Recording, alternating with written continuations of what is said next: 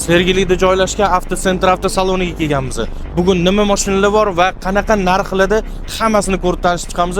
Videoni oxirigacha ko'ring. Iloji bo'lsa bundoq qilib o'girib oling, maza qilib ko'rasiz, xudo xolisa. Primoy kelyapmiz. Meni kelayotganimni hech kim bilmaydi даже. Menejer bilan ochuv narxlar bilan hammani tanishtirmoqchimiz. 266 millionga 271 million. 25% to'lov qilsangiz 1 yil olasiz. Agar 50% to'lov qiladigan bo'lsangiz 24 oyga bo'lib to'lasiz bo'ladi. 318 million, ultraniki 417 million. Elektromobilligi 512 kilometr, 376 million. Naqd olsangiz 330 millionlar qilib beramiz. Sizlar kelinglar, Bektog'a avtoni nomidan bizni sizlar, xudo xolisa. Cho'tki chegirma yoki nimadir bonus qilib berishadi. Boshqa variantlar ham bor. Siz chaman necha pul bera olasiz shunga? Xomshot, endi ko'chada yurgan narxdan taxminan 25 million oralig'i bo'lsa kerak. 300 millionga yaqin-da, to'g'rimi? Shuni 286 million.